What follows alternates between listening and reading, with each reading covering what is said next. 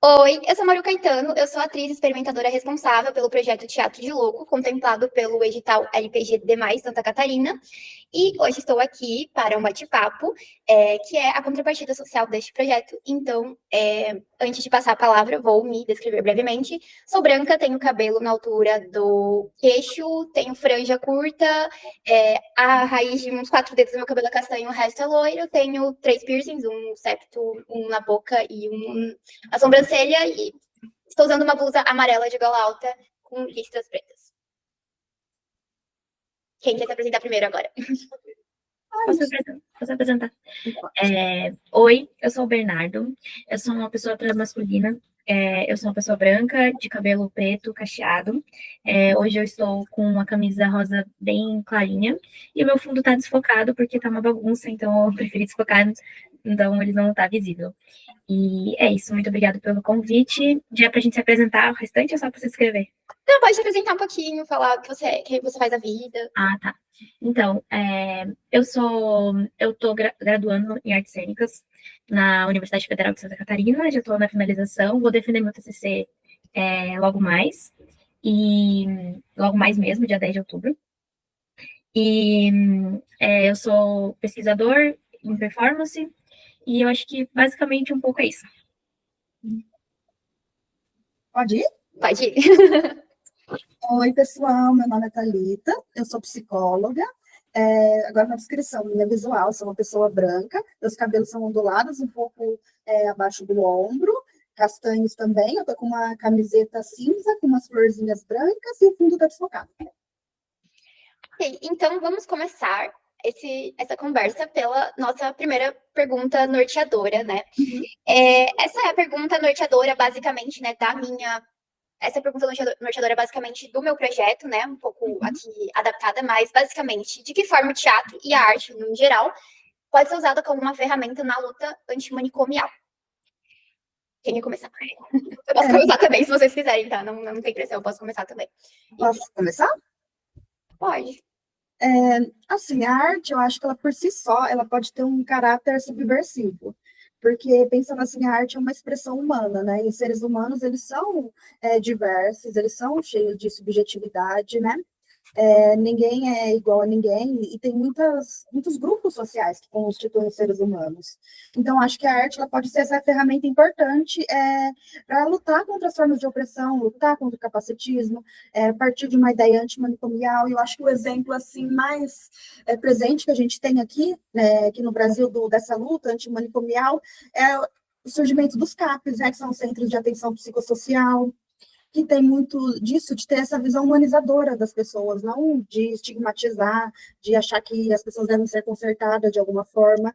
E dentro do CAPES, aproveitando também que eu sou psicóloga, já trabalhei no CAPES, tem oficinas artísticas, né? E a arte ela é usada como essa ferramenta para as pessoas poderem se expressar também de uma forma terapêutica.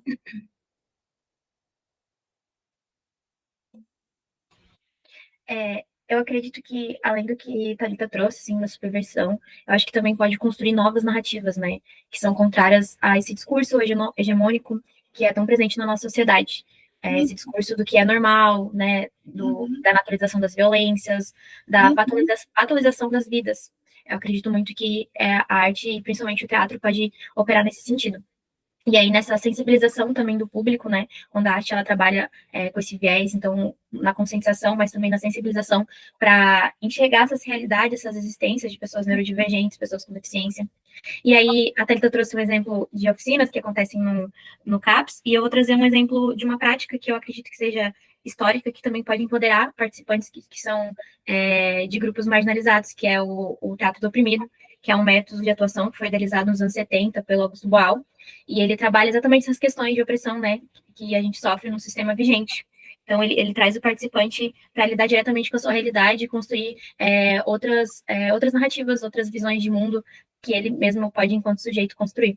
E aí eu trouxe um exemplo, posso falar um exemplo também, que daí é o meu campo de conhecimento artístico, que é uma performance, que se chama Normal, da Tânia Alice.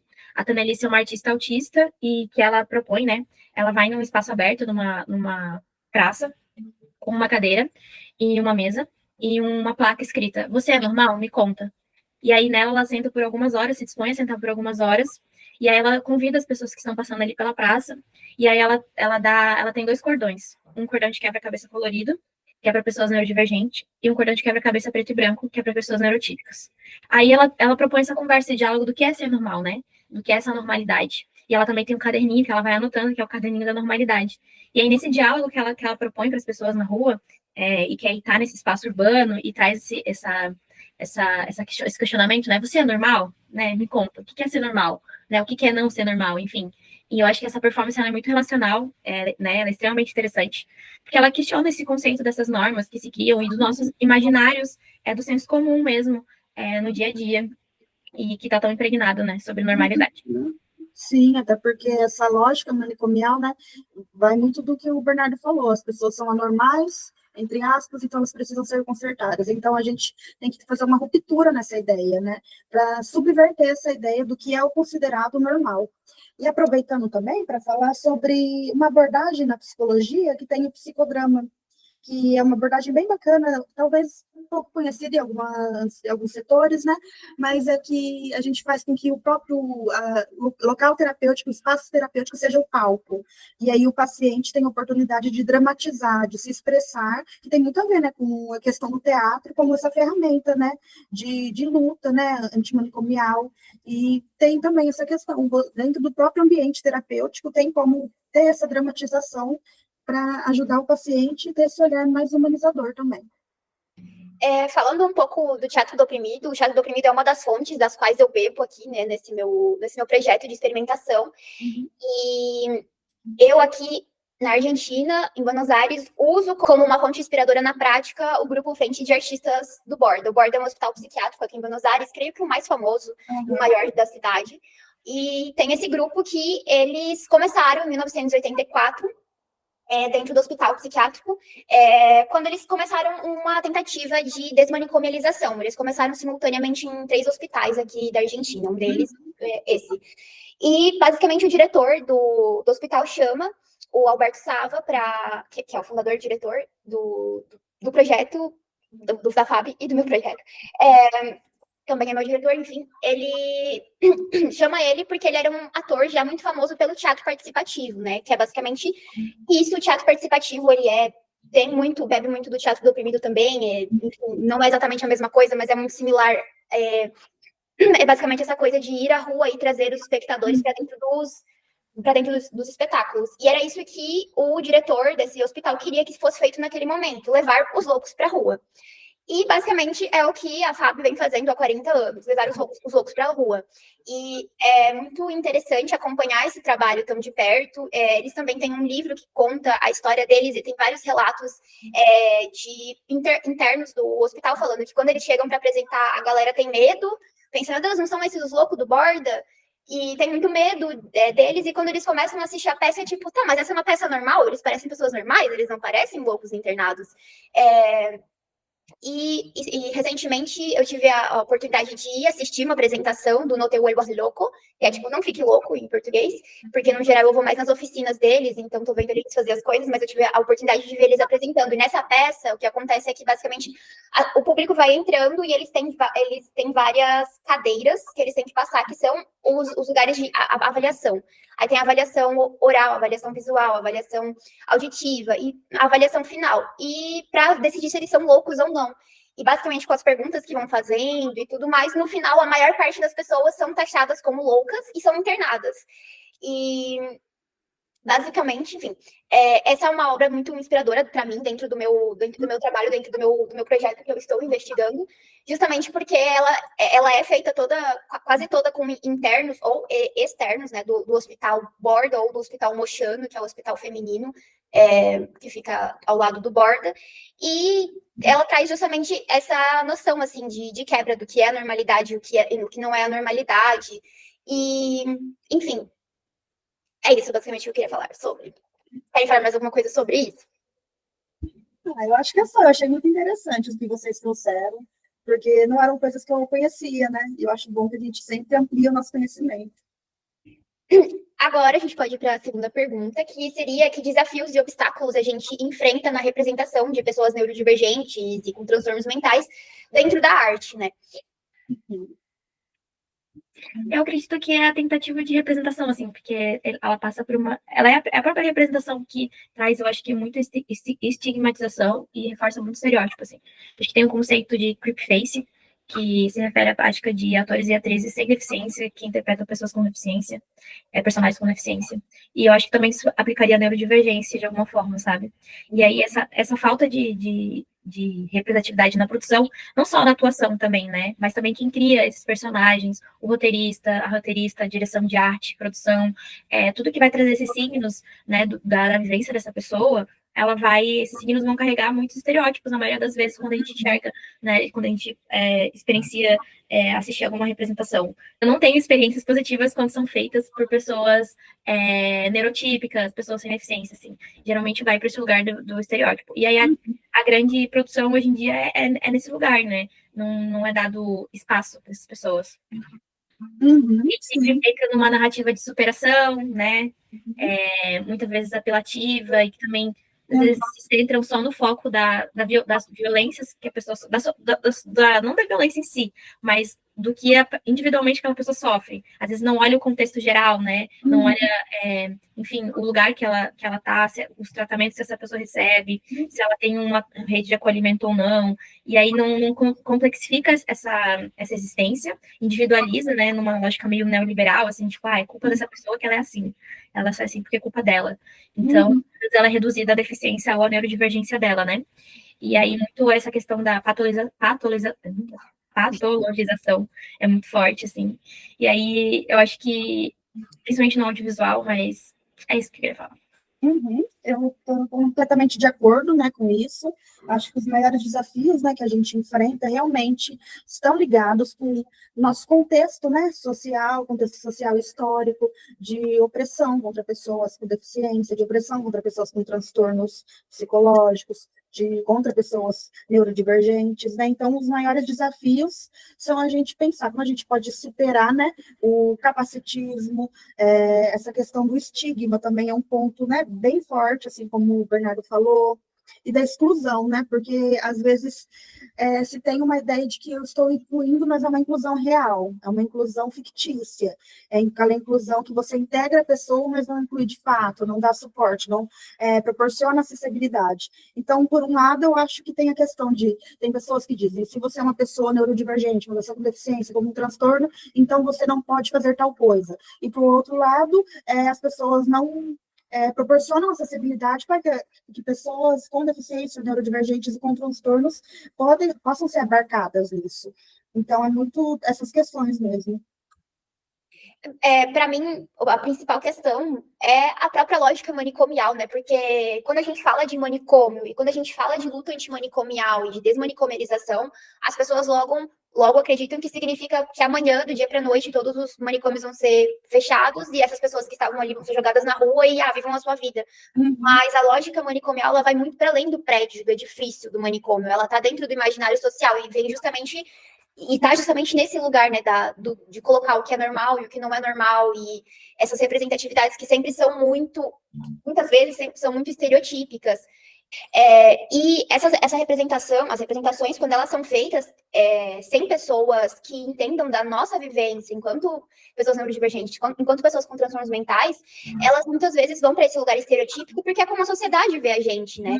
Obviamente que é um ciclo que se alimenta, é um ciclo vicioso, porque esse tipo de representação alimenta a visão social, mas a representação também vem da visão social que se tem, da loucura, da neurodivergência, de viver com transtornos mentais, porque as pessoas veem isso como algo que está muito distante delas, né? Sempre, tipo, a loucura é algo que está completamente distante, não tem nada a ver comigo.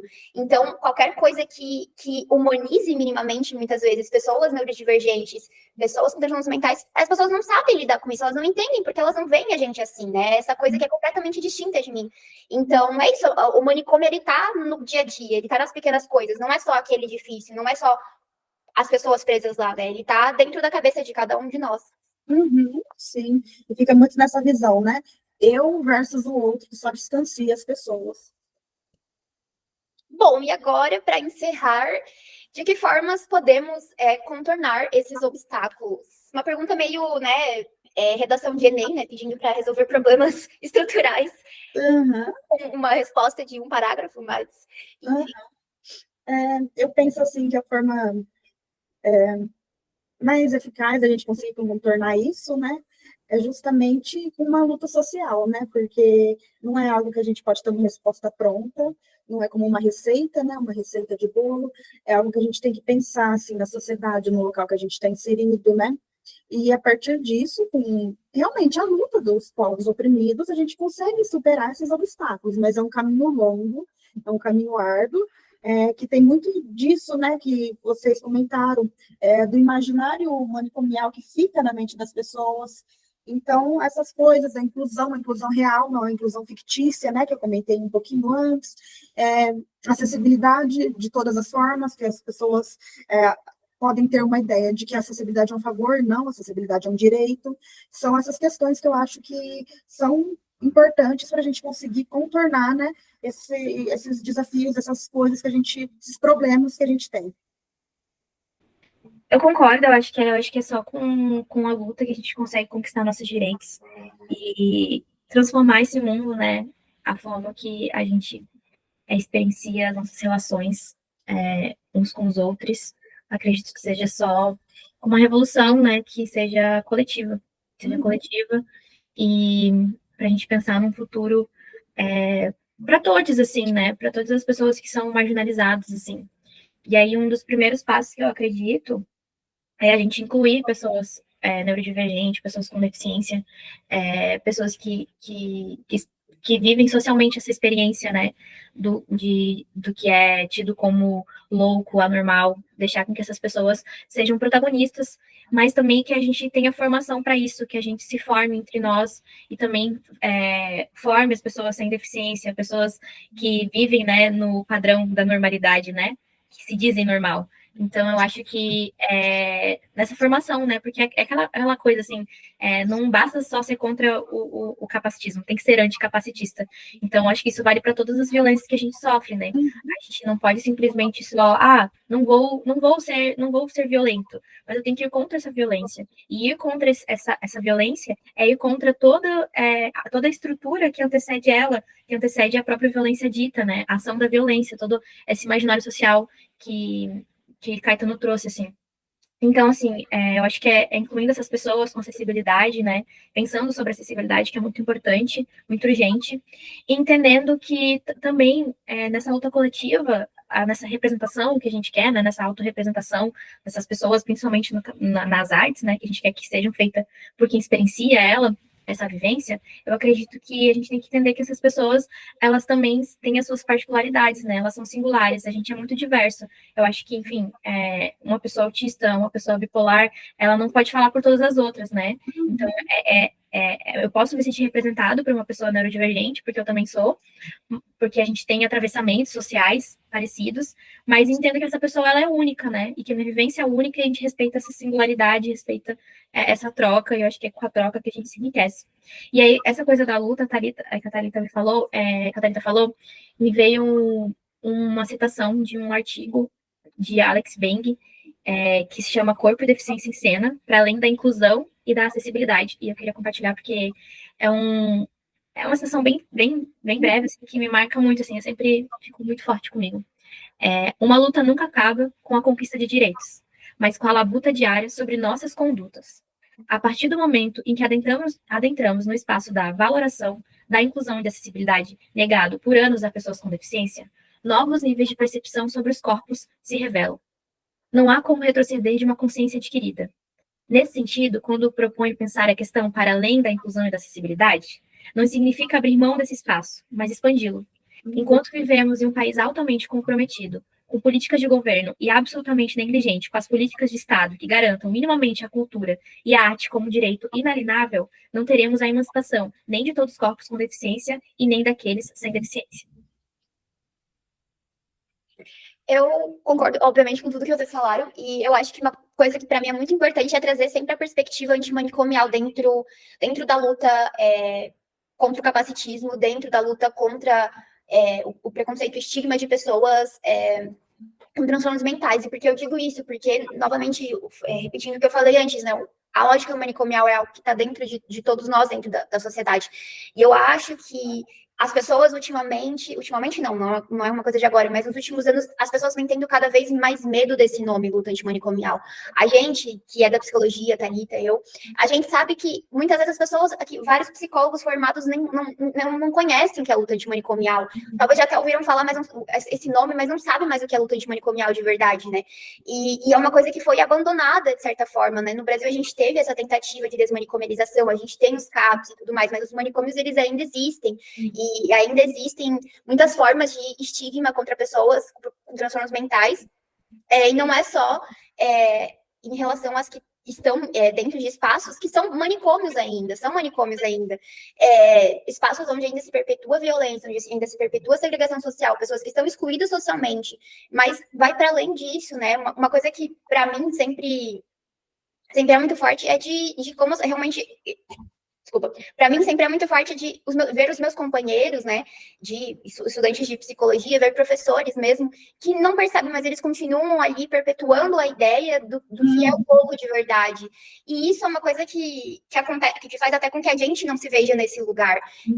No sentido de sentir que a gente nunca é louco de verdade, né? A gente nunca está em sofrimento suficiente para ser louco de verdade, para ter aquele transtorno mental de verdade. A gente não precisa de tanto suporte assim para ser autista de verdade, para ter uma deficiência de verdade, justamente porque a régua do que é normal, ela tá ali num lugar muito específico e, enfim, por isso que para mim sempre é importante trazer de volta a luta antimanicomial, porque é uma coisa que está se perdendo de perspectiva e hoje em dia me parece que boa parte das pessoas que acham que estão dentro da luta antimanicomial acham que luta antimanicomial é fazer os hospitais psiquiátricos serem humanizados. E não é. É até que todos os hospitais psiquiátricos deixem de existir. É até que todos os manicômios deixem de existir. Vamos chamar pelo nome certo, né?